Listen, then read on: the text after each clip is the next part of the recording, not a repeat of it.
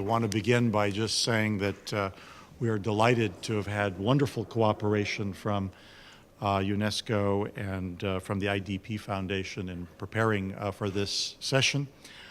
It is rare to encounter an individual with the vision, the drive, and the commitment to make this a better world. Today, I am fortunate to be surrounded by such individuals.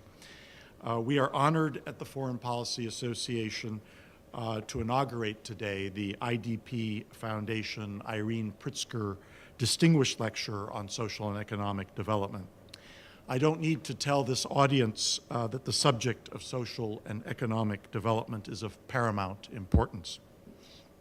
I'm therefore very pleased that a lacuna in the programming of our old and honorable association is being filled at a time when there are stubborn and growing challenges in this bailiwick that cry out for attention by our best minds.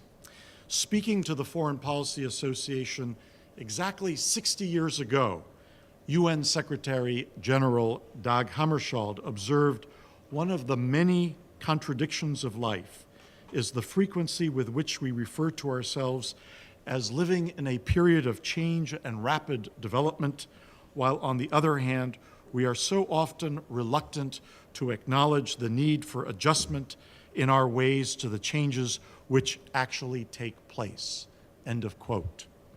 Opportunities presented by modern technology must be seized. I think, for example, of the extraordinary possibilities of adaptive education, customizing learning for every child.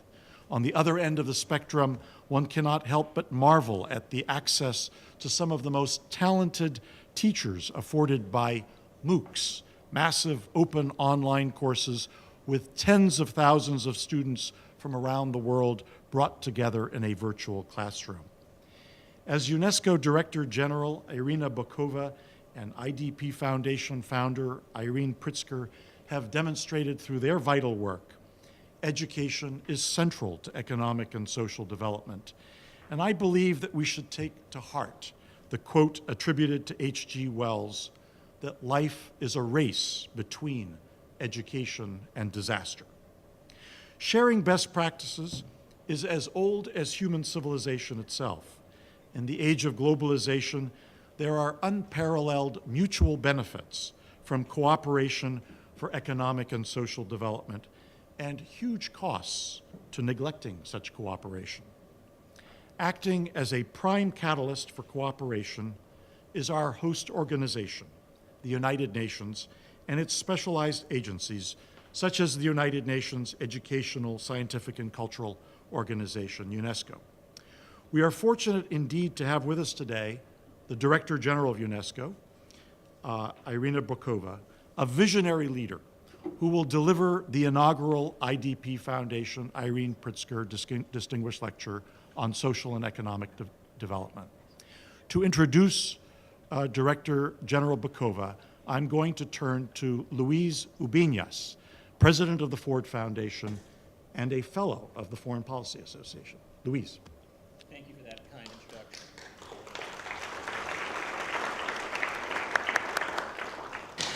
I want to thank the Foreign Policy Association, the UN, for welcoming this dialogue. It speaks to the openness of this institution that this kind of engagement can happen here. But I also want to begin by acknowledging Irene Pritzker for making all of this possible through her philanthropy and her leadership. Thank you, Irene.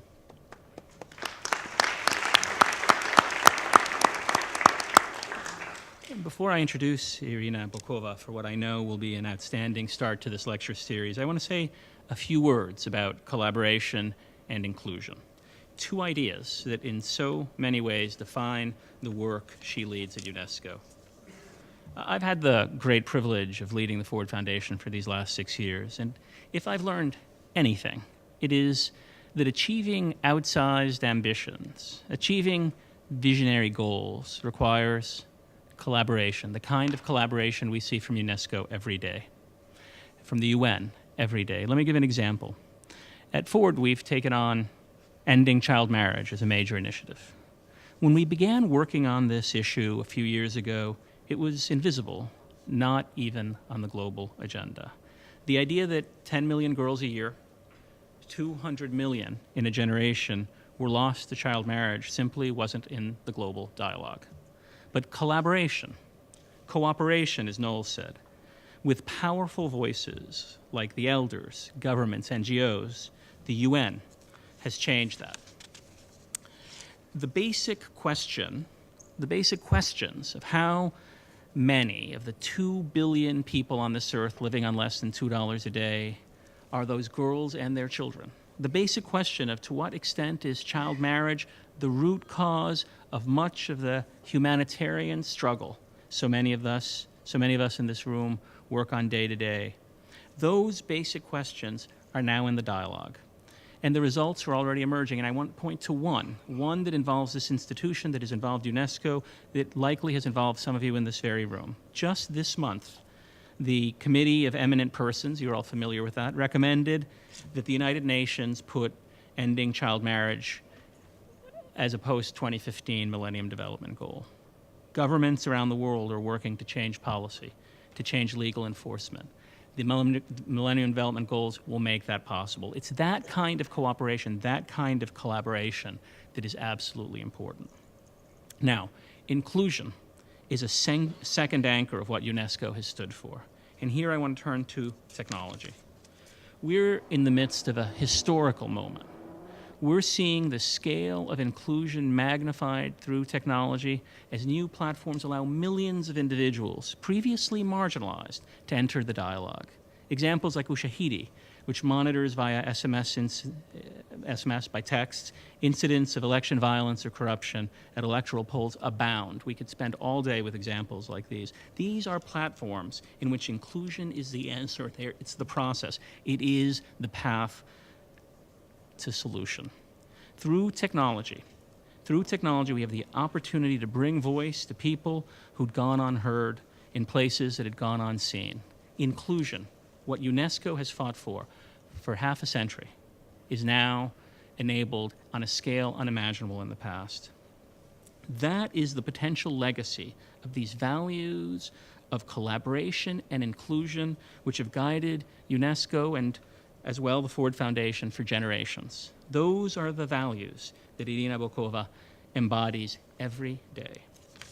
Irina has done a remarkable job leading UNESCO since she became Director General in 2009, building on those long-standing values of inclusion and cooperation. Her work is far-ranging, from the prominent role UNESCO holds in working to improve the education of every child around the world, to the central role, and for this I want to thank you personally, the central role the organization recently had in saving the historic manuscripts in Timbuktu.